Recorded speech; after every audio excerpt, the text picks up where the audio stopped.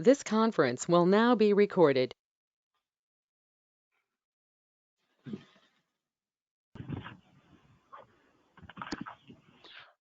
All right, well, let me say welcome to all of you who have come here today.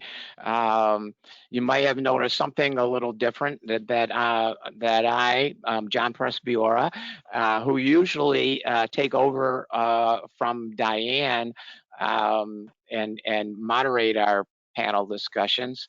But since Diane is on her way trying to beat the snowstorm through Pennsylvania, I am doing double duty today, running the control panel for our GoToMeeting platform and also acting as Green USA's spokesperson. Not necessarily moderator, because we do have a guest moderator today. So I want to say thanks to Renee for volunteering to do that. So the topic today, as you all should know, sustainable materials management. I probably should preface things by saying that Greening USA is a not-for-profit organization, totally volunteer effort. I don't know if Jeff Anthony is in the room to introduce himself to you and maybe make a few remarks about membership. Jeff, are you here? I'm not. So I'm going to look down through. All right. I don't think Jeff is with us today, but I'll just say that we rely on volunteers for their advice, for their helping hands, and even for their donation. So we appreciate all that you can do and all that you do to support this little organization. So thanks to all of you. Renee is going to be our guest moderator today. Renee is a community organizer and a grassroots organizer. She calls herself also a consultant and a climate activist. And she works on advancing large-scale renewables and electrification in New York State. She has been an advocate for the environment and clean energy since 2003. One of her notable achievements is as a co-founder for the New Yorkers Against Fracking Coalition, which mobilized thousands of residents, organizations, and businesses and others to achieve the historic ban on fracking in New York. So Renee, I want to say special thanks to you for agreeing to be our moderator today. Our two panelists, first we're going to hear from Kevin Spillane, who is the relatively newly appointed executive director of the Onondaga County Resource Recovery Agency. Kevin replaces Dareth, who recently joined the State Department of Environmental Conservation. Kevin is not unfamiliar with OCRRA. He has served as its director of transfer operations previously for 5 years. He's also has business experience working at the Seneca Cayuga ARC and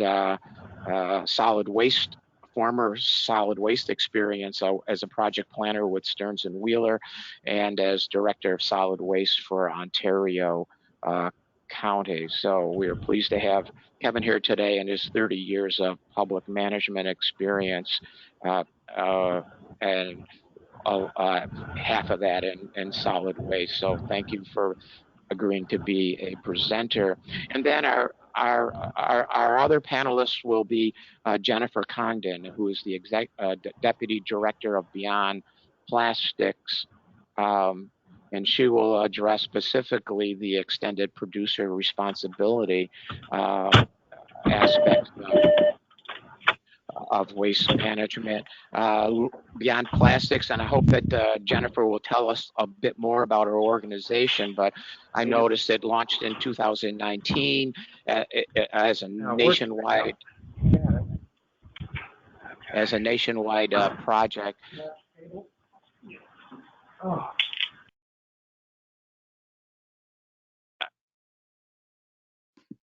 As a nationwide project in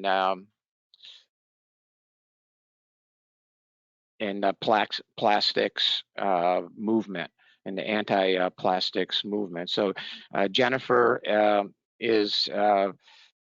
has 20 years experience in environmental policy campaigns, government, nonprofit management, and fundraising.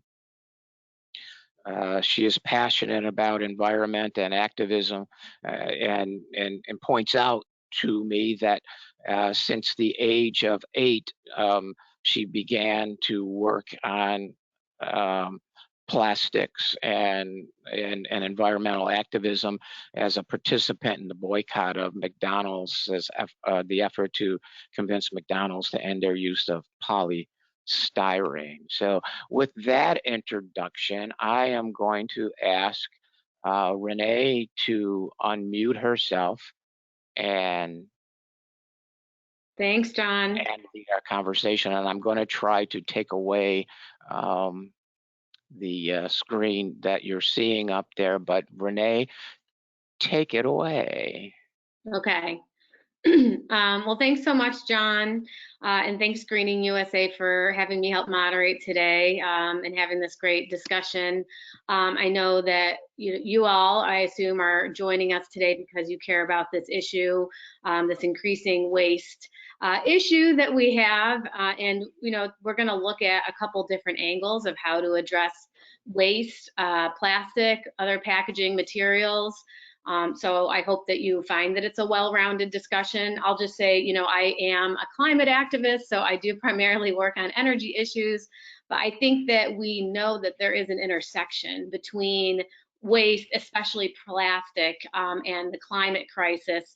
We're using an enormous amount of fossil fuels to create plastic, and something that I'm well aware of is that the gas industry, oil industry, all these industries are trying to maintain their relevance through creating more packaging materials and plastic materials. So we definitely need to be, looking at these intersections of climate and waste, and also, pollution of our waterways, and our air quality. There's so many ways in which this issue impacts not just our planet's health, but our public health as well. If we look at the plastic that's getting into our bodies, right, and into our animals and our wildlife. So I'm really excited. I'm here with all of you, excited to hear from Kevin and from Jennifer. I really care about, having a great recycling system, but I also see personally that we need to reduce our waste. We need to eliminate plastics from coming, into existence anymore. And so I know Jennifer and others are also working on how do we stop producing as much plastic. Every plastic that's ever been created is still here on the planet, so we really need to address this at a lot of different angles. And I'm excited to not only hear, obviously, what's going on at OCRRA with the recycling, also what's going on with Beyond Plastics, and the EPR, but what are the solutions that we can all take part in here in Onondaga County? I work statewide, but I'm based here in Syracuse. I know we have people here based from probably all different parts of the state. So I'd love to hear, what can we do to make our recycling program better? What can we do to attack the plastic, crisis better? And if you have questions, we are, just to let everyone know, we're taking questions after both of the presentations. So Kevin will present, and then Jennifer and others at OCRRA, and then Jennifer will present, and then we'll do a Q&A after. I may kick it off with a couple questions, but I welcome all of you to put questions in the chat box, and we'll get to as many questions as we can. And so, yeah, I just appreciate being here and helping to moderate this panel. And I'm going to toss it to Kevin with OCRRA to kick us off first with his presentation.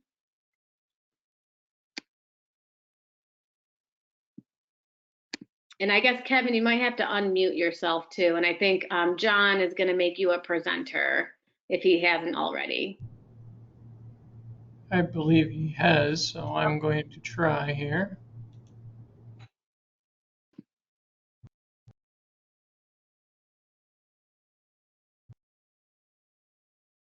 All right, so let me start the slideshow.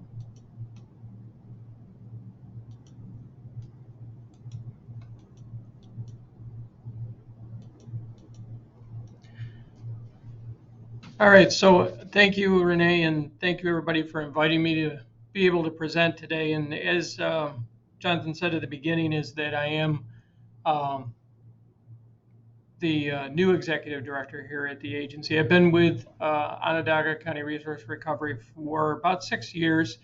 Previous to this, I was the transfer director, but I've been involved in our waste reduction primarily through our compost program.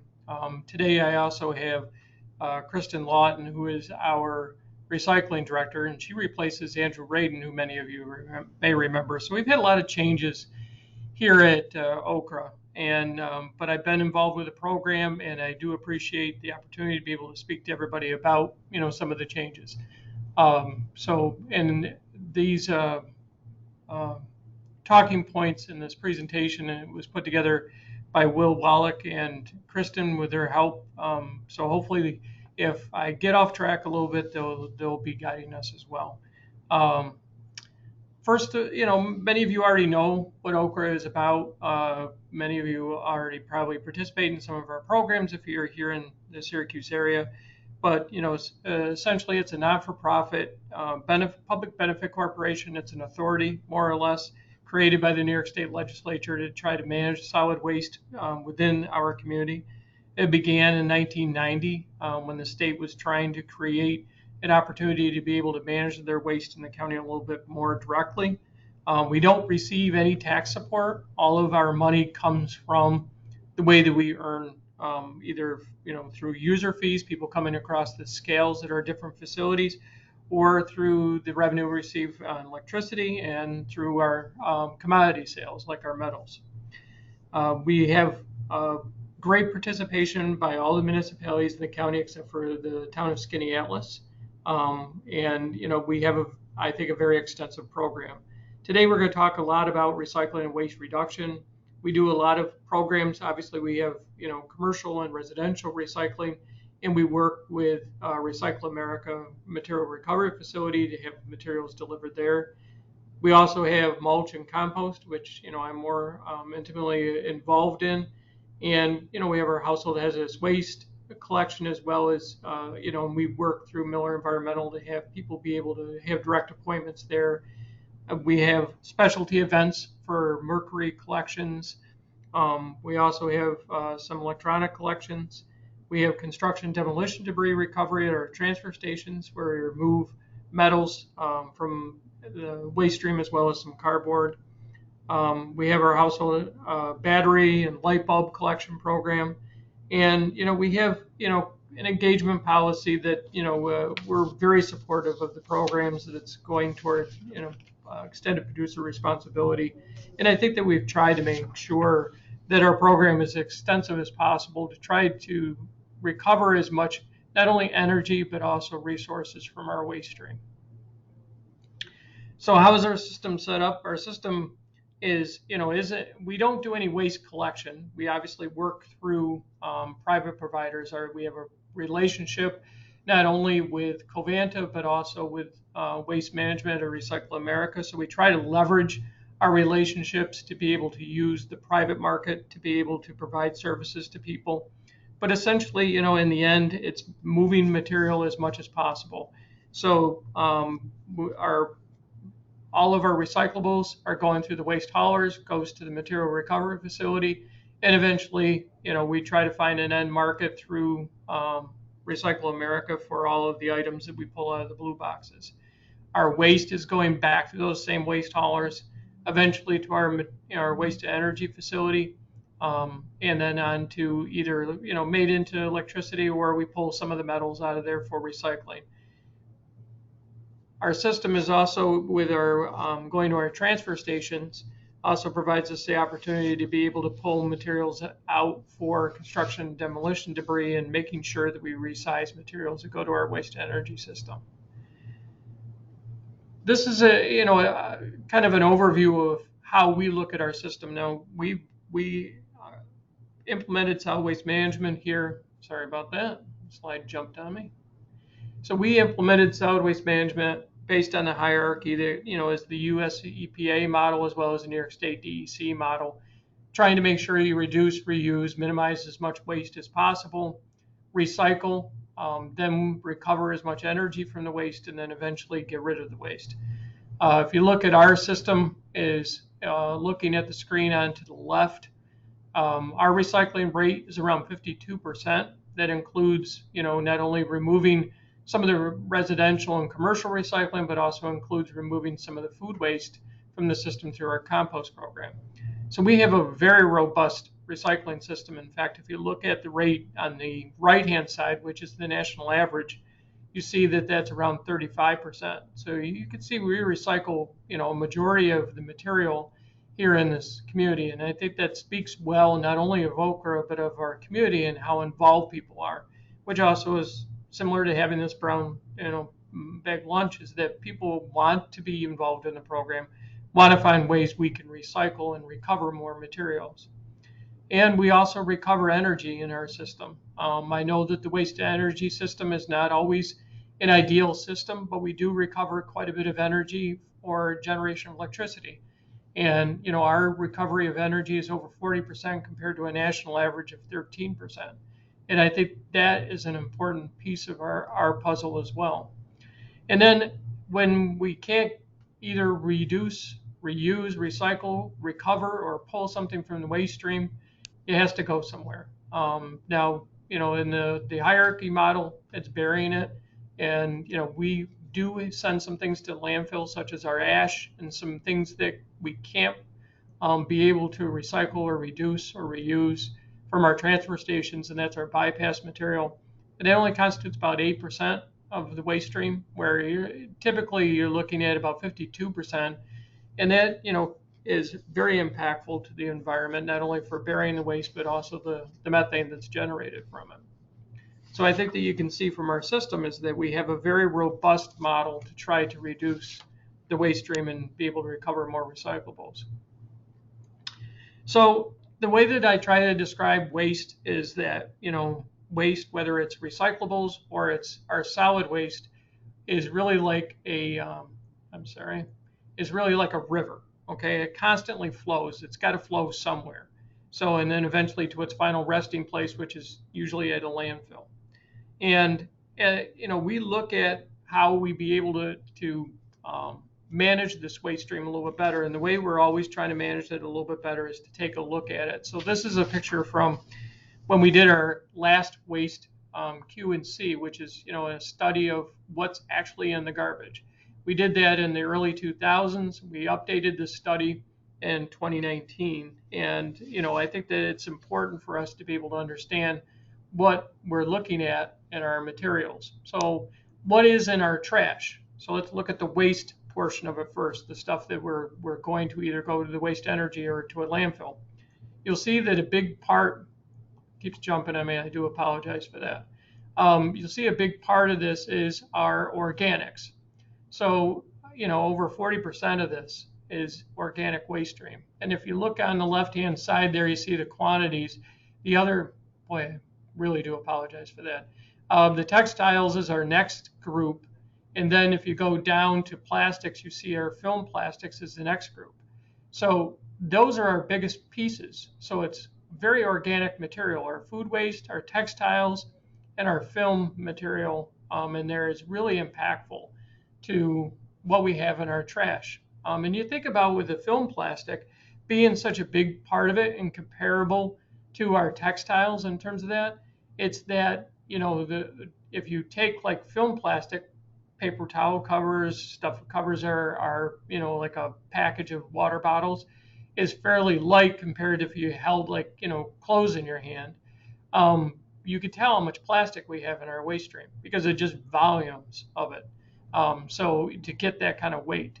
So I think that's important to see. But what they did with this study is they basically went through the trash, looked at each piece that's within a ton of trash and took these samples from the different locations and be able to break them down to each piece and be able to weigh them and be able to come up with this extrapolation. So I think that it's important to understand that. So what's in our recycling? We also looked and went to Recycle America and did the same thing in this study.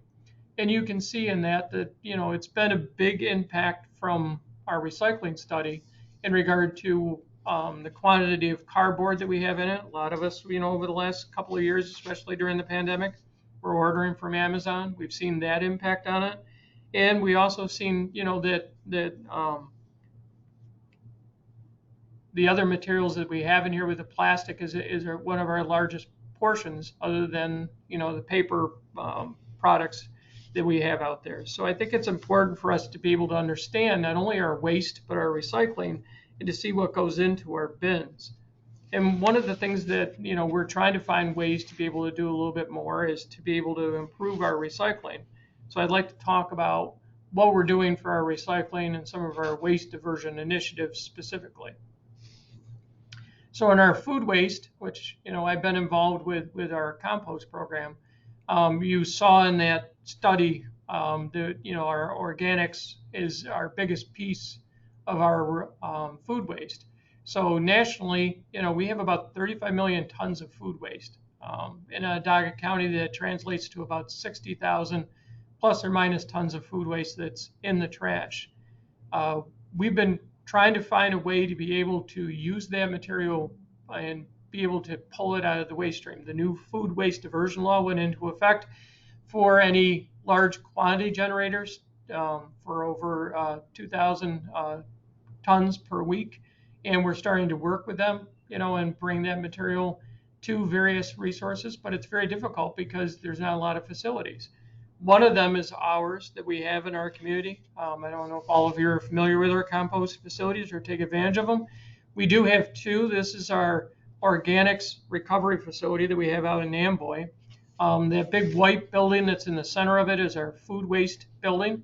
We bring food waste in, we bring yard waste in, we grind up the yard waste. That big black pile that's in the middle is yard waste that's ground up. We then mix it with food waste, and then we put it into those bays, and that's an aeratic static pile system. So we blow air into it from motors behind those bays.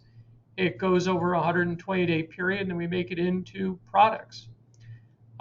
So food waste and recovery is an important piece of what we do, but also another one that we're working on is working with a grant from the DEC with NUMOA, which is the Northeast Waste Management Officials Association. And what we're trying to do here is something kind of interesting, which is finding ways to be able to reduce waste and be able to raise awareness among new Americans that are coming to our community. So we're putting together this great materials that show not only ways we can reduce waste, but also maybe even reuse waste. So they have recipe cards and things, but also in many different languages. Because as new Americans come here, obviously not everyone speaks English, and it's ways to be able to communicate. So we're finding ways not only of our traditional, and I think we have a very good recycling rate, but we're also trying to team up with other members of our community to do things that may not be as traditional, such as this program with NUMOA. So I'm pretty excited about that program too, and the impact that it potentially could make. Another area that we really got to work on is really film plastics, as I said, and I showed that example where this makes up as much of the waste stream as textiles, but you can see from film plastics itself, just materials like plastic bags to wrappers around bottled waters, paper towels. Just this morning when I was cleaning up my kitchen to come to work, opened a new paper towel, container, and, I had the wrapping, threw it away. I took water, put it in the fridge, and of course I have the case wrap that goes with that. And, I threw away a plastic bag. So right there, I contributed right to the film plastics going into the waste stream. Finding ways we can be able to reduce the amount of film plastics. We're not putting them through the blue bin, so we're trying to find ways to be able to work with them. We can bring bags. Obviously, we got a lot of that out of the system when the state banned it. but we're still starting to, find ways to be able to get some of the other film plastic out. Textiles is another big portion of our waste stream. We're always encouraging people, obviously, to use those donation boxes. Go to the rescue missions, facilities that you'll see at Wegmans, and go to the churches and other places in the community. But it's important to try to keep this out of our waste stream or find ways to be able to recycle it more. But it's one of the bigger pieces in our waste stream next to plastics. And I think that it's something we can try to focus on together a little bit better. Mattresses make up a big part of our waste stream in Syracuse. We have over 100,000 mattresses that we handle each year through our transfer station. Seems like a lot, but mattresses in our community, because we're a very big university community as well as a community that has the hospitals in it, that we see this turnover each year. So we've started to take these mattresses and shred them. We remove the metal, be able to then dispose of the other materials. We've been able to recover quite a bit of material, and the fluff itself is eventually turned into energy. And I think it's a very positive way. Plus, it's got one of the few places we can get rid of mattresses. Many landfills don't take them because mattresses tend to float in the system. Those landfills are all built in cells the mattresses tend to be a big problem for operators to be able to handle. So it's something that I think that we're trying to do something unique here that other communities may be able to model. We also have had a program been very aggressive about trying to remove household hazardous waste and toxics that are in the system. We do things by appointment through Miller Environmental right now. We have a very high number of people that use this program, and I think that it's been very effective in the community. And I've been involved in these types of programs since we started doing hazardous waste 35 years ago, and we're doing events. So I think the program that we have in Onondaga County, where people want to get rid of it, can kind of do it on demand. So it isn't where you got to hold something up, or if you're cleaning out somebody's house because you're moving away or taking care of somebody's home, it's not something where you got to hold on to it for a period of time. You can get rid of it right away, which tends to make sure that it doesn't end up in the waste stream. It's convenient, and convenience is the key to removing materials, but also getting rid of them. And speaking of convenience, one of the things that we've talked about a lot is about glass, making sure glass gets taken out of the waste stream. For a long time with glass, it's been a problem being able to remove glass and be able to reuse glass. And curbside glass, is not always made into new bottles. So we've been trying to find ways to do this. So a new program was set up that Kristen was able to get going, which is through our redemption centers in the county, and TOMRA is one of the redemption centers, where we bring non-deposit bottles. We have a drop-off for people to be able to bring them. So during the pandemic, we were all enjoying our Amazon purchases, and then also a lot of wine. So we're also seeing that. But we saw it increase in our first pilot year with 2020. We saw over 14,000 pounds of this material. And then in 2021, we saw that jump to 31,000 pounds of glass. We find this is a much more effective way to be able to recycle these bottles and to bring them in. And we're encouraging people to be able to use this program. And we're also looking for more places to be able to set this up. So if you know any redemption centers that would be interested, we would be very much would like to be able to participate in that. And then, obviously moving into what Jennifer's probably going to talk a little bit more about, but we extended producer responsibility has been big on our list. Electronics and mercury thermostats and rechargeable batteries is all an active piece of our program. Been big on battery sorting. We work through ARC to be able to pull those batteries out. Many of you may see at Wegmans our containers that we have there. We're very excited with EPR, with the new paint program, obviously, with Andrew moving over into that program, and Andrew Radin's having a big impact on that. And we're really looking forward to further pushing the EPR and trying to move some of these initiatives, especially with the governor's initiative that's coming out. So we're always looking for ways that we can do more with that. So what can we do now to be able to remove more waste from our waste stream is, trying to recycle right, making sure that our waste is, the recycling, apologize again, that our recyclables, are clean and that we don't have contaminants. So don't put them in bags and then put the bags in the recycling box. Keeping them loose. All those plastic bags really cause a problem. Being able to use the automatic sorting equipment that's at Recycle America, it's really important for people who use curbside program to make sure that they don't bag their recyclables.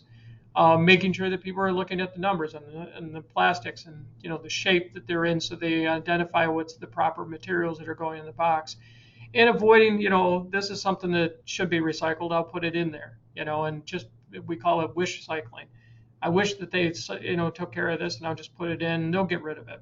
Well, what it ends up doing is contaminating loads and loads of material, and if we can avoid people from putting the wrong things in the box, it's all the better. We also want people to find ways to be able to recycle things even if we don't provide them at the curb, such as bringing your bags into Wegmans when we were doing that, or some of the batteries that I talked about, food scraps. We find ways to be able to donate your textiles, anything that we can do to be able to encourage even greater things from the convenience of curbside. And then again, as we move into this discussion a little bit more deeply on EPR, and we have great support for it. We're urging people to be able to push this through for EPR legislation. We really need that. I'm glad the governor has it on her priority list, and I'm hoping that that will move forward. So please, find ways to be able to work on that, and I'm looking forward to the discussion with our next panelist on that. So I will wait for questions at the end, but I want to appreciate you guys taking the time to listen to all that OCRRA is trying to do today to help, and hopefully in the future we will be able to recycle more materials. And I will now turn it back over to Renee and listen to what Jennifer has. Thanks, Kevin. That was fantastic. Thank you so much. I know I already have some questions, and some people have put some questions in the chat. So, I don't know, maybe after Jennifer's presentation, if any of the other folks at OCRRA want to add stuff, we could do it then. And obviously we'll, open it up for whoever wants to answer some of those questions on your team from both fronts. And so just a reminder, while Jennifer's presentation is going on, if you have questions, put them in the chat. I might not get to all of them, so but I will try to get to as many of them as possible. And I know some questions were answered during the in the chat, and so I could maybe highlight some of those too, just so everyone can see them. So check it out. So our next presenter is Jennifer from Beyond Plastics to talk more about extended producer responsibility and what you can do specifically on plastic. And then we'll open it up for the questions. So I will hand it over to Jennifer. Thank you so much, Renee and John and everyone for having me today. I'm Jennifer Congdon. I'm the Deputy Director at Beyond Plastics. We are a project out of Bennington College in Vermont, but I'm a homegrown New Yorker. I grew up in Binghamton, just south of Syracuse, and I live just outside of Albany, New York now.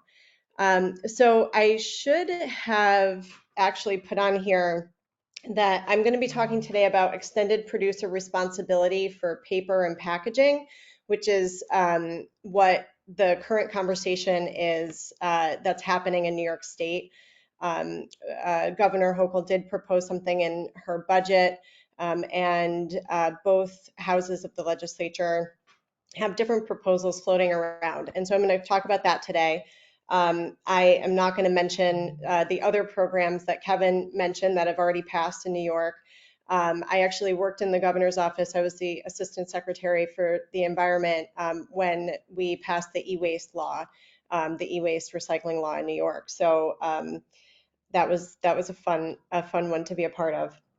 And I just wanted to say, Kevin, I love that the program of you guys working with the redemption centers to take back the non-deposit glass containers. That is brilliant and such a great way to get those containers out of the blue bins.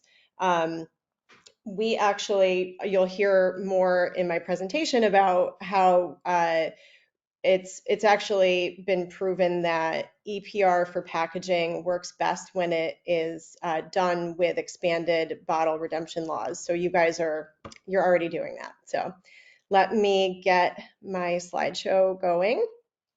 So again, extended producer responsibility for paper and packaging in New York. And so let's talk a little bit about the problem. Renee mentioned some of this earlier. Packaging waste, as you know, is clogging our waterways. It's worsening climate change. We did a report this fall called Plastics is the New Coal.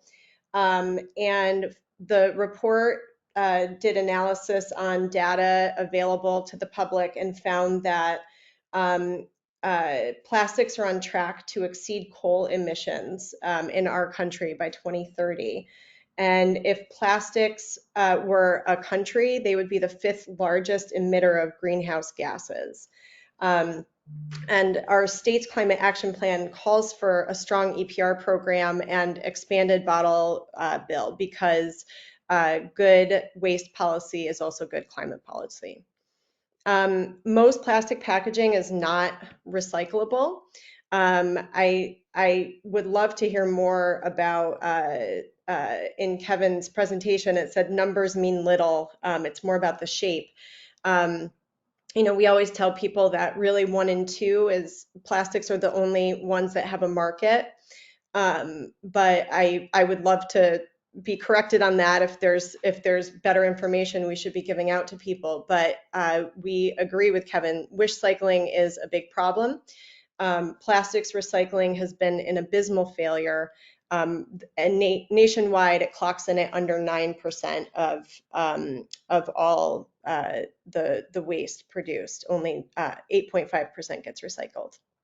And then in many cases, taxpayers are stuck with the cost, or local governments, or, you know, authorities like OCRRA.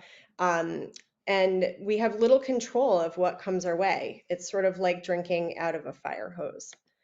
So 15 million tons of plastics enter our ocean every year. And by 2030, there will be more plastic in the ocean than fish by weight. And so this really is a problem that we have to deal with urgently. A recent study put out this year found that the total mass of plastics now exceeds the total mass of all living mammals on the planet.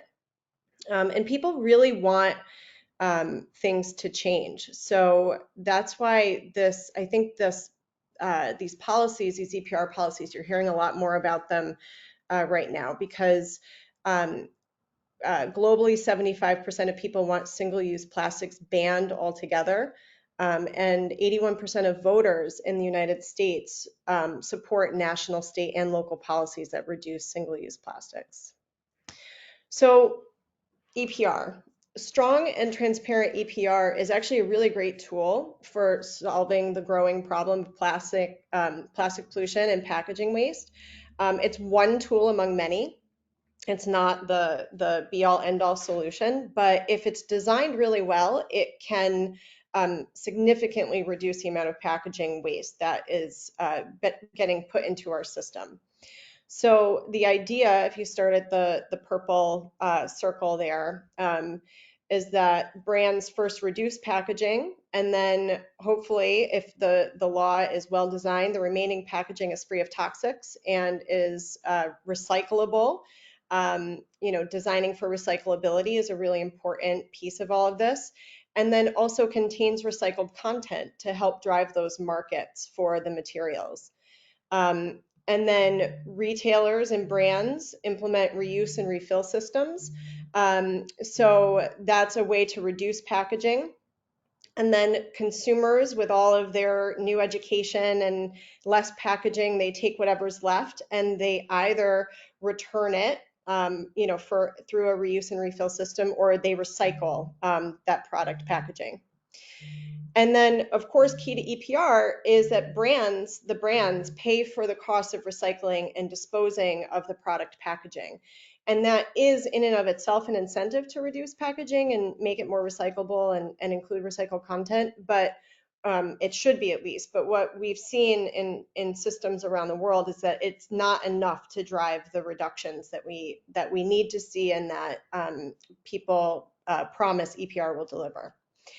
And then some of that money that is collected from the brands should be used to invest in infrastructure to improve recycling and reuse and refill systems.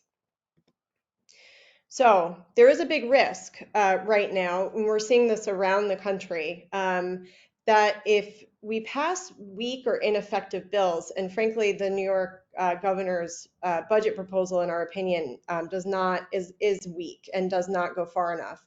And also Senator Kaminsky's bill, we have the same, this analysis is the same for us. We are really concerned that this will prevent the progress we need on packaging, because as we know, once these EPR systems are put in place, it takes many years for them to get up and running. And if the laws are not well designed, then we are going to waste 5 to 8 years before we even see any results and can make adjustments to the program. We're not going to be able to come back to it for a while. And as I said in the beginning, we don't have time to waste with so much waste entering our oceans and all the microplastics that we're ingesting. So it's really important that we get it right, and we get it right at the first pass. A recent report came out of British Columbia. They have it's touted as one of the best EPR systems, but the report's called The Dark Side of EPR in British Columbia. And it's really a lesson that we should all learn if we're going to take these programs from around the world and implement them here in New York. We should look at the entire lesson that we can learn from them, and it's a cautionary tale on how we should design the program to be effective and work well. So I'm going to talk about the 6 elements of really good EPR, and I will mention how the governor's proposal doesn't stack up to those. Now, in fairness to the governor's office, I do think they're interested in, I hope they're interested in coming to a good policy, and they seem open to suggestions. So with that being said, I will talk about the 6 elements. So good EPR should reduce packaging, and there should be clear, consistent reduction standards right in the legislation. It should not be left to a process with DEC and the businesses to influence. And we should make sure that their remaining packaging is easily recyclable. So why should we include packaging standards in EPR? Well, it makes sense. We have fuel efficiency standards for vehicles and energy efficiency standards for appliances. Those standards drive the market, and so we need to do the same thing for packaging. We talked already today about the full solid waste hierarchy, and EPR is an amazing vehicle for fixing recycling and getting money to local recycling programs, but it should really first focus on reduction and reuse. Targets matter, so it builds in maximum accountability, makes it easier for the agency to enforce, and it also allows companies flexibility on how they will meet the goals. And really what we've seen around the world is without targets, there will be no progress. So the best way to do this, like I said, is to put the packaging standards right in the EPR law and not leave it up to a regulatory process. So we should incentivize switching to reusable systems as one of the ways to reach reduction goals. And then we should use what we call eco-modulated fees, which is kind of a fancy term for charging more for worse packaging and charging less for packaging that exceeds the minimum standards. So the design standards in the bill should increase reuse, recycling, recyclability, and recycled content. So the governor's bill fails on this. It does not include any reduction requirements, and it allows companies to negotiate rates for recycling and recycled content after the bill gets passed through the regulatory process. And so we fear that that Governor Hochul's budget bill will not actually result in packaging reductions. And I'll just say, actually, on that, Europe's had the EU has had a directive for about a decade or so, and they have not seen packaging reductions over that time with their EPR systems in place. And they're going back now and adding, they're passing other circular economy laws and adding reductions, advocating for reductions to be added to their EPR schemes. And that is, we need to learn that lesson from the EU. So the second good element of good EPR is that it would eliminate toxics from packaging. So right within the EPR, companies should be required to remove toxics from their packaging and use safer alternatives. And why is this important? Well, because in a circular economy, packaging, the toxics contained in packaging can get put into, mixed with other packaging, getting recycled and turned into products that they were never intended to use. Those toxic substances can build up or leach out. And so if we're going to really meet circular economy goals, we have to get the toxics out of packaging. The governor's budget included a separate bill that bans PFAS and phthalates, but there's a much broader list of toxics like heavy metals and other endocrine disruptors and known carcinogens that should be included in that, either that bill or as part of EPR, but the two should be linked because they work better together. So the next element of good EPR is to also do it in conjunction with an expanded bottle bill. So the bottle bill is one of New York's first EPR style laws, and it should be expanded to include non-carbonated beverages, wine and liquor, and the deposit should be raised to 10 cents from a nickel. It's been proven in systems around the world that EPR works best with deposit systems. It's really the best way to get those materials, to recover those materials. And one thing that we can do if we expand them together, expand the bottle bill at the same time as doing EPR, is that we can add reuse and refill requirements to the bottle bill. So basically, hit targets as well on reduction through reuse and refill, and also recycled content requirements. So the Hochul's bill actually undermines bottle bill expansion. So it includes beverage containers not currently covered under the bottle bill in the EPR system, and really bottle bill should be expanded at the same time so we don't have orphan containers. But we're worried that if those containers go into the EPR system, that it will be really hard to transition them out and back into a bottle bill system. And then her bill also asks companies to recommend every year whether beverage containers should be covered under EPR instead of bottle bill. And it's really, it's been proven again over and over that the two systems work best together. So no burning of plastics is another good element of EPR. So EPR is a system that is designed to improve recycling worldwide. That's how it's used. And so burning plastics cannot be defined as recycling. OCRRA has their waste to energy piece, but they don't call that recycling. So recycling in terms of EPR should prohibit all types of plastic burning, chemical recycling, advanced recycling, incineration, waste to energy, gasification, and pyrolysis. So it should really make recycling easier and more accessible for people, and really should not include any kind of burning. So Governor Hochul's bill also fails on this point because it allows for burning of trash as long as another product is being created at the same time. And again, that's part of her definition of recycling. Her bill also allows for chemical recycling, and the way the bill is designed, it could actually make recycling less accessible, especially for people in large cities. And so in our opinion, her bill will encourage companies to continue pursuing false solutions. So EPR, it's really important for EPR to have strong oversight and accountability.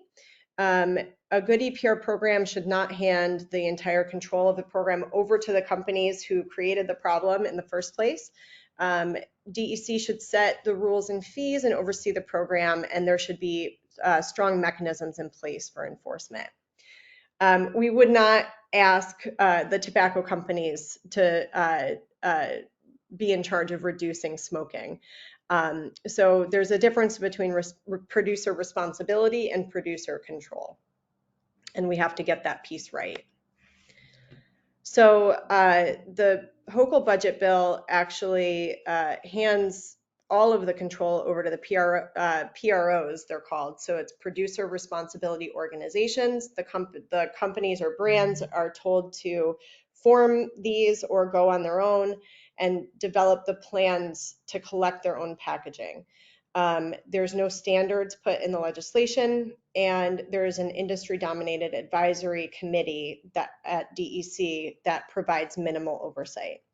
And so we actually believe that her bill is extreme industry self-regulation. So finally, there should be taxpayer relief. Companies should pay fees based on how difficult it is to recycle. Like we said, the eco-modulated fees. And those fees should both compensate taxpayers for recycling costs and fund reuse and recycling infrastructure. So I mentioned before that managing all of the waste that comes our way is like drinking out of a fire hose. We have very little control. I like to say, we have our own kitchens. Kevin was talking about, unwrapping his paper towels and the water bottles and having all this plastic film. And, you may look at all of that and be like, oh, I'm part of the problem. There are certain choices we can make to reduce our own impact, but in the end, there's so much that we don't have control of. And so we have to look at the system. We have to look up at the broader system and fix the system itself. So the governor's bill fails on this point as well. So it does provide taxpayer relief, but PROs, or the producer responsibility organizations, are only responsible for raising enough money from their membership to cover the cost of their plans to get their own materials. And so there's not going to be all that coordination we need in the recycling markets to fix the infrastructure and modernize that. So the Hochul bill will shift the cost to the producers, but it won't result in the changes that we need. So quickly, if we can get this right, another packaging world really is possible. And I'm just going to run through these really quickly. So these are examples of reduction, reuse, refill, and recycled packaging, recyclable packaging that exist sometimes here, but a lot of times in other places. So bars of soap, do they need packaging at all? They can just go in your shopping cart. Berries put into containers that are likely compostable. I don't know for sure here, but these are from hardened palm leaves, and I think they could just go in a municipal compost. Or banana leaves to wrap up fruit instead of those dreaded mesh bags. This is a soap container that's actually made from compressed soap. So when you're done using all the soap inside, you can just use the container, and then there's no waste whatsoever.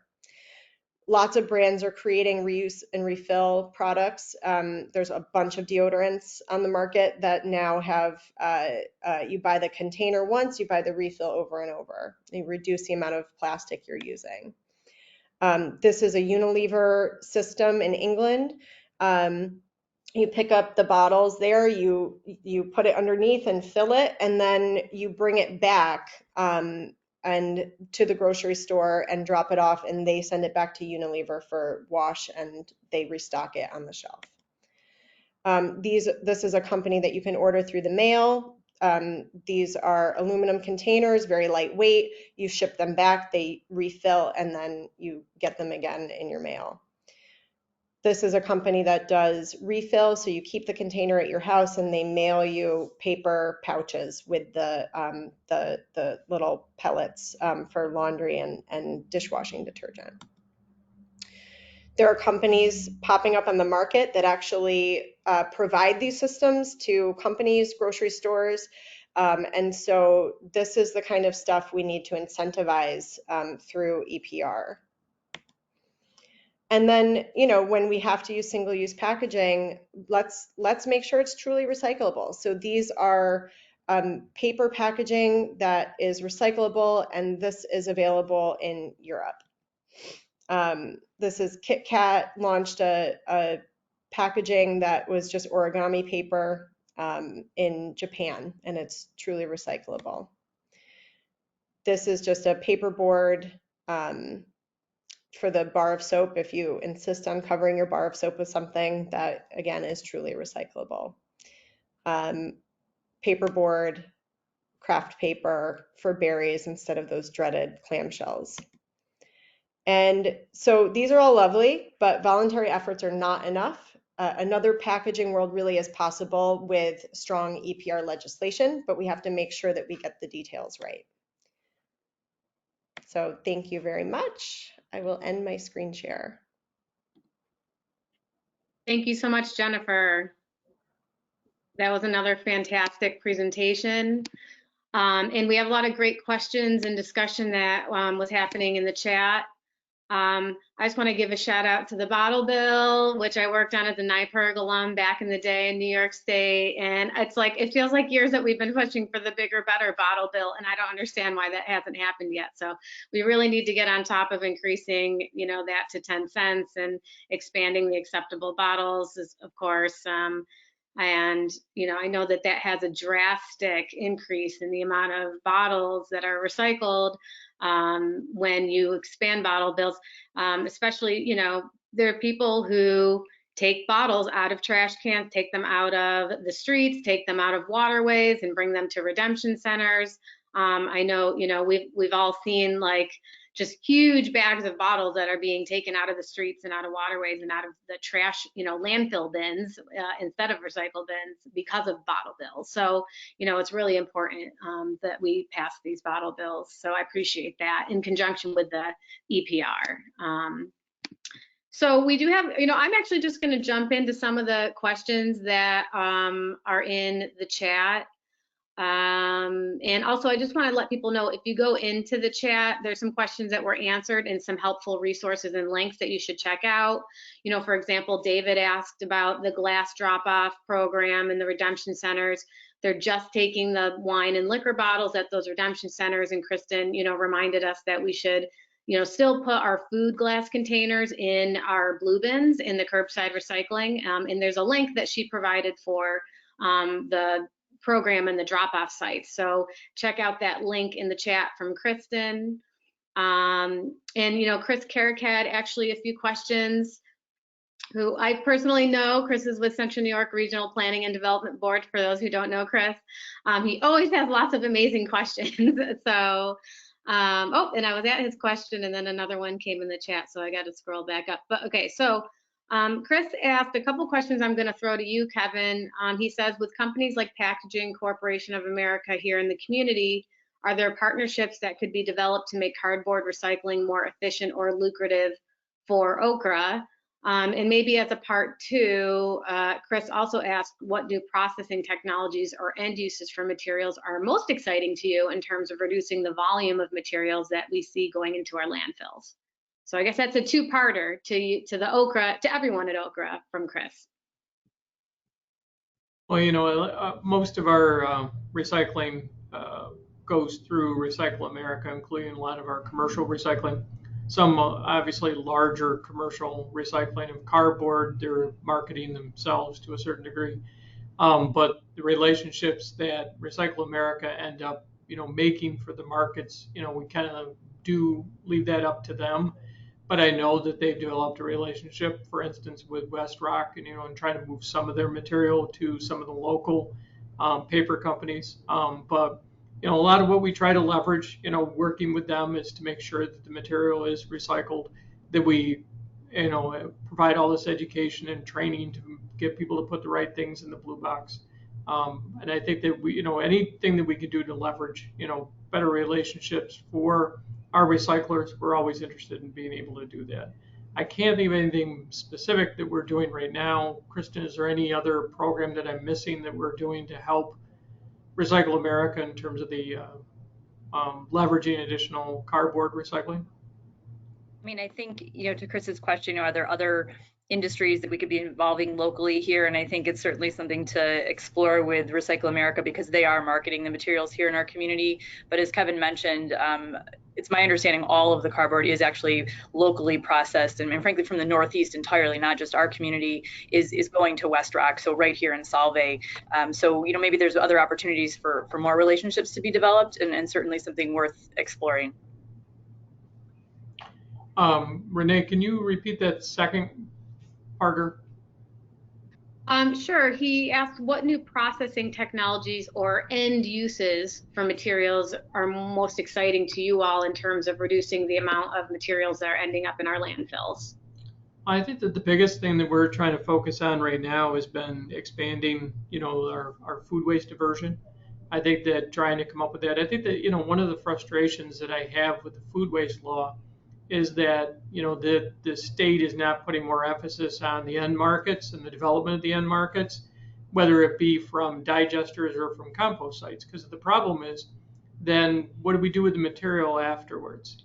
So they put this law in place that requires people to separate their food waste if they have a certain quantity of material. And then they're talking about next year expanding that. And then potentially, I think they're trying to get to the point where people can do it in their homes.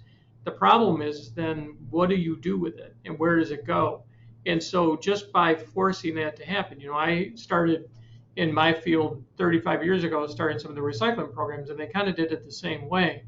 They made a lot of the communities do source separation law, but they didn't really develop where the material was going to go or how you're going to collect it. So when we started these programs and started doing curbside programs originally, we were collecting these programs in the counties. I started Seneca County's first countywide recycling program, and I started Ontario County's first countywide recycling program. We accepted the material. We had to find places to take it, so there were no material recovery facilities. We ended up taking it into large storage areas, and then we had to compete against each other for marketing this material. So now with food waste diversion, the problem is there isn't enough places to kind of take the food waste, even the ones that they're trying to regulate under this new law. So when haulers or even companies or restaurants or other facilities come to me and they want to be able to utilize our facility, I only have capacity for a certain amount. And I'm just concerned that the state needs to also encourage the use of compost. So for instance, we make a lot of material, but it's hard for me to sell it or to move that material, so I lose footprint.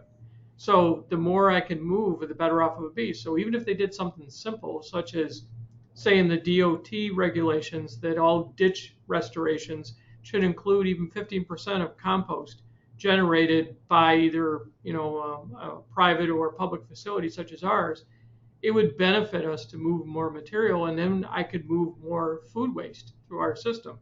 So simple things like that, I would love to be able to see happen in our system. Yeah, and that's interesting because that kind of touches on something I've thought about is like in progressive areas we see folks doing curbside composting, and it's always been a dream of mine to see Onondaga County or the city of Syracuse have a curbside composting program, but it sounds like we're have issues of where to process the compost or bring it. Do you have thoughts on that, on the potential of a curbside compost or what that would entail? I think it's going to be where we can take the material and be able to do it. So like the facility that we have at Amboy right now is still the largest public compost facility in the state, and I think that says a lot because it's really a demonstration site. We can take, it's designed to take up to 10,000 tons, but realistically, and what we can manage there without a lot of odors and issues with moving the material is around half of that, about 5,000 tons. So when you look at, 60,000 tons of material in the community, that's a lot of sites that you're going to have to come up with to be able to manage that. So can we site more of these facilities? Possibly. Can we look at more, private investment and digestion? Well, again, that's going to go to the marketing and being able to move that material. I think that as we continue to expand the food waste program, find ways to be able to manage our food waste and divert it from the waste stream, I think it's going to be critical. You saw that organics portion that I showed in my presentation.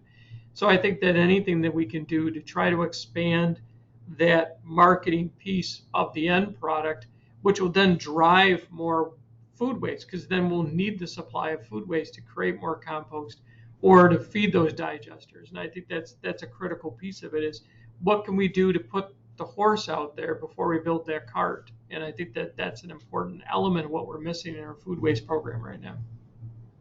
Yeah, that's great. And I think, we have I also encourage people to look into, Google how to do your own backyard composting. Obviously, it can't take as much as like an industrial composting facility can take. But we do have some rather large composting at least in my neighborhood in Syracuse. And I know some of them are even taking compost from our local food co-op and helping them process their food waste. So a little bit of DIY. So if folks can do a DIY compost, I encourage that as well. It helps reduce, obviously what's going into the landfills. And I want to toss it to Jennifer now. I know that there's a question about model EPR in other states, since obviously we're seeing what is coming out here in New York isn't up to par, right? So what, who does have, I guess I want everyone to benefit from the answer to that question. I know you touched on it a little in the chat, but if you could let everyone know, what is a model EPR that we could look at in another state to replicate? Yeah, so they're actually, in our opinion, none of the states that have passed EPR, which include Maine and Oregon, and then there's a couple of bills around, which I'll get to in a second, but none that have passed it, do we consider model EPR. So Beyond Plastics convened a group of experts over the summer to develop model legislation for EPR, because we saw a growing need to weigh in on this policy, because states started passing it and we were like, whoa, this is not going to actually solve the problem that everyone thinks it's going to solve. So we got a bunch of people together, put our heads together, developed model legislation. That model legislation has been introduced in Rhode Island. And we expect the New York State Assembly Assemblymember Engelbright to introduce something very close to our model legislation, probably after the budget is done.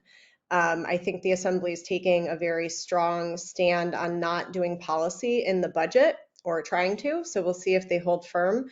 And so I think because of that, we're not going to see the legislation until after the budget. But yeah, there's a lot of EPR just focuses on the municipal reimbursement piece, which is super important, but it's not going to achieve the promised outcomes that everybody's hoping for unless it's designed well. And how can people help get the proper legislation passed? Should they sign up on the Beyond Plastics website, or Sure, Absolutely. I always encourage people to contact their own legislators. We have a fact sheet on our website that has all the talking points, so you could go to beyondplastics.org and check that out. Yeah, I wrote a piece that was published in the Buffalo News today, and so you could go there and check that out as well, and use some of those talking points if you were going to call your legislator. Yes, that sounds good. And I will try to put the link to that article in the chat in a minute. Okay. So I had another question from Ed. Can Kevin better explain shape versus number? I've read OCRRA info, but I find it confusing. I will actually turn that to Kristen. I think she can better explain than I. Sure. So the basics, for many years, OCRRA and I think a lot of entities, our education message was, hey, if you have a number 1 or number 2 bottle, you should put that in your blue bin. And I think we were unfortunately kind of dealt an undesirable communications hand when you take a look at the fact that almost every plastic product out there has a number on the bottom that is encased in a recycle symbol. Not all plastics are recyclable, as we all know, but that makes it really difficult to help people understand what should go in a recycling bin. What can go in a recycling bin also varies based on where you're located and what markets are available to you. And so here in Onondaga County, what we say now, and so we've moved away from the numbers message entirely, is that if you have something that is shaped like a bottle, a jug, a jar, or a stackable, typically dairy tub, those items should go in your bin. You will notice that those items have varying plastic numbers on the bottom. There are also other plastics that have those same numbers that are not acceptable in our bin here because and I think, I don't know the technology behind it, but the way I always have sort of explained it to folks is you can have the same number plastic. You might have a plastic bottle and you might have another plastic container that's a carton, and or like a berry carton, those dreaded clamshells that Jennifer was talking about. And they may have the exact same number, but they are formed in different processes. And what that often does is it changes the chemical structure of the plastic, just enough that when you try to mix them together to make a new plastic item, you actually end up with an inferior type of plastic that frankly manufacturers don't want to use because maybe it makes their plastic soda bottles look cloudy. And so that doesn't look like a product people want to buy. So we have to kind of separate out those types of plastics because they essentially contaminate the good recyclables. The recyclables that there are markets for, the recyclables that people want to purchase so that they can turn them into new products and packaging. So I don't know if I totally explained it, but essentially we're telling people to ignore the numbers, and a lot of municipalities are doing the same thing now because we really need to work hard on eliminating contamination in the recycling stream so that we can get good end products and more recyclability, frankly. I don't know, does that help a little bit? Yes, thank you, Kristen. And, I've been a big advocate for trying to help get more of the educational materials out to the community on the recycling. We had a meeting recently where I was talking about how I walked on my street here in Syracuse and I look in the blue bin and like most of the blue bins have things that are not recyclable in the blue bin. And so I'm always trying to, I work really hard to make sure my blue bin is perfect. And so it's really disheartening when my neighbor's blue bin has like all sorts of things that aren't even close. And so speaking of that, like recycling contaminants, right? So you guys call those contaminants, the items that that end up going into the landfill or that have to be sorted through and picked out. And sometimes a whole bin can get thrown out, right? Just even if there's proper stuff in there because there's too many contaminants in there.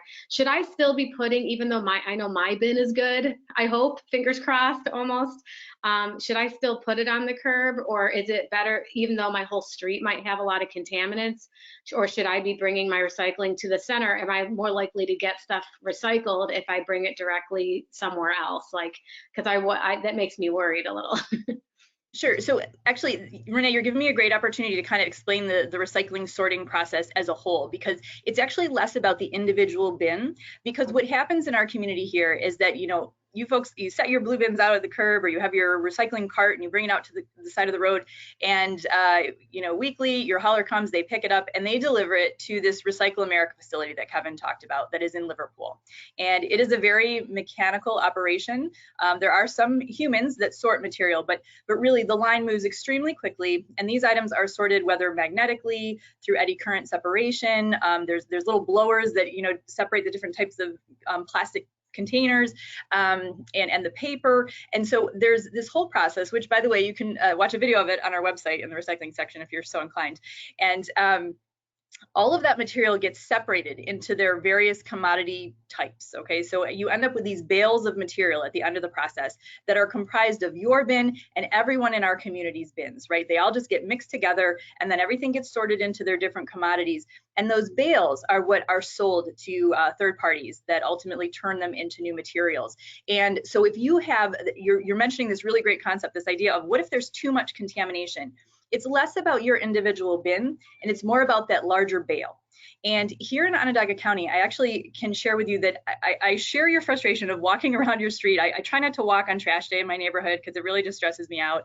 But you know, you can see a lot of stuff that doesn't belong in there. But when you get right down to it, once that material is sorted at the, we call it the MRF, the Material Recovery Facility, that Recycle America facility, once it is sorted, our community actually has a pretty low contamination rate when you compare it to other parts of the country. So while this sort of contamination rate fluctuates, we see it's between 5 and 10%. And right now, the last time we did an audit, which was several months back, we saw that we were just a little above 5%, which is fantastic. I mean, 5%. When you look at nationwide, Recycle America's other facilities, they're clocking in at about 16%.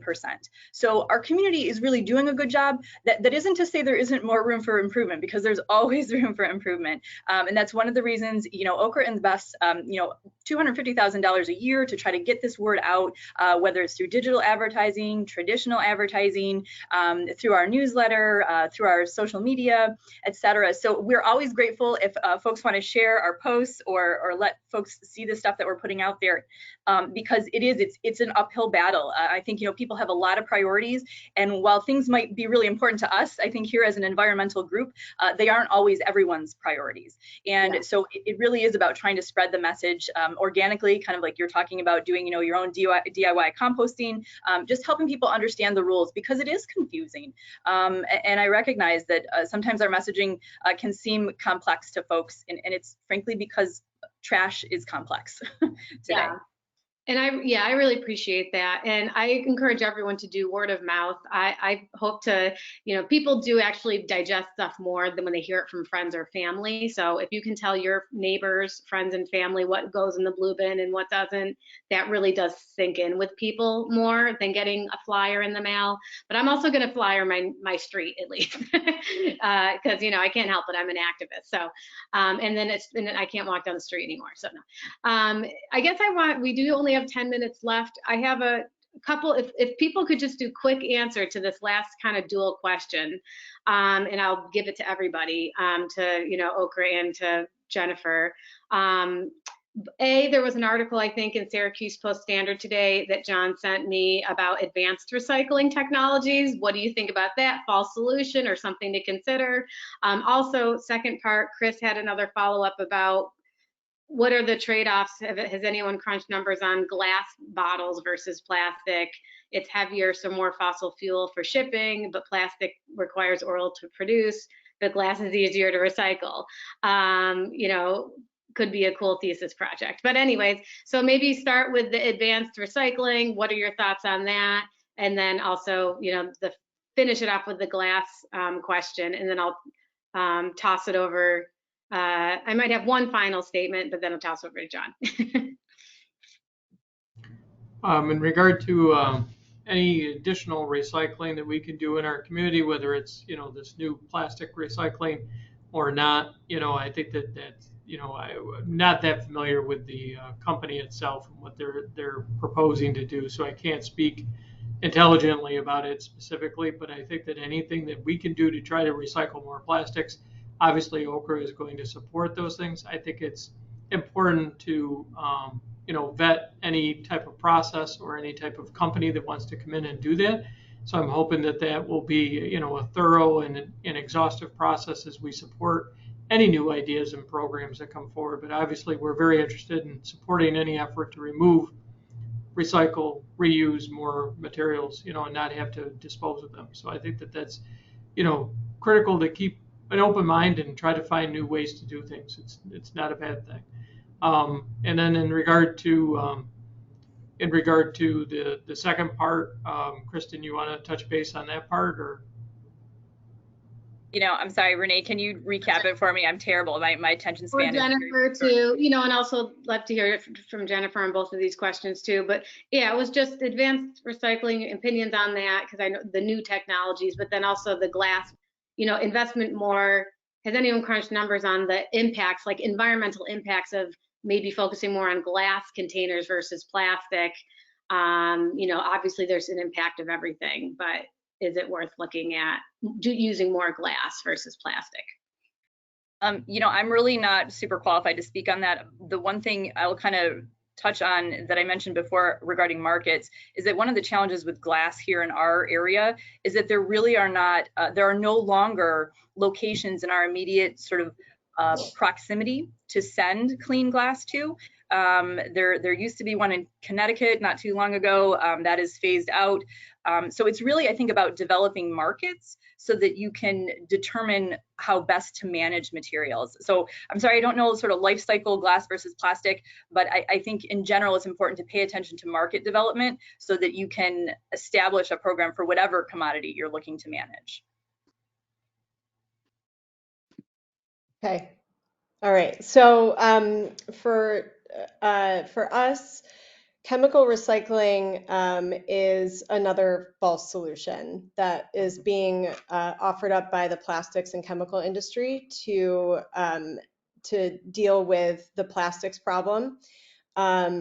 So there's two different types of chemical recycling. One is creating fuel and burning that, and the other is a type of recycling, they call it, but they say that it breaks it down into like the component parts of plastic, but that's never been able to be scaled up. And so we're still really just talking about plastic burning.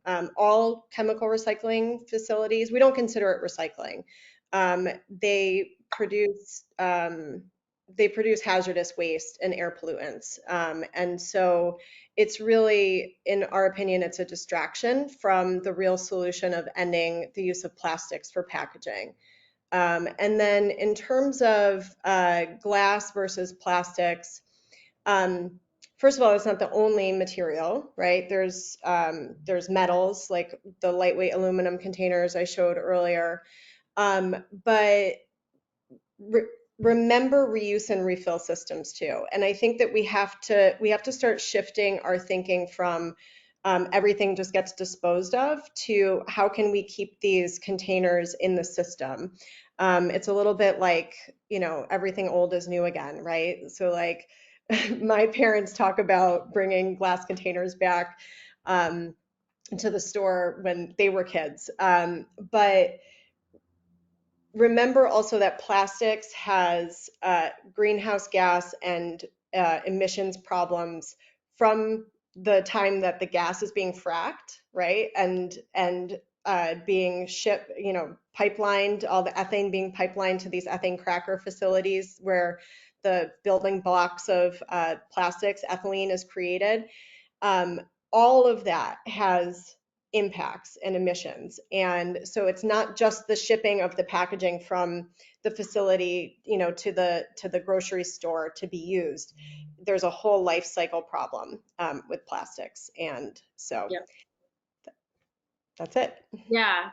And I think we could have a whole other panel, John, about so many aspects of this issue that we didn't talk about today, like environmental justice, people who live near these petrochemical facilities that are creating plastic, people who are in the midst of battles with bottled water companies like Nestle, who own a whole chunk, most of the bottled water, like Poland Spring and Ice Mountain and others that you buy.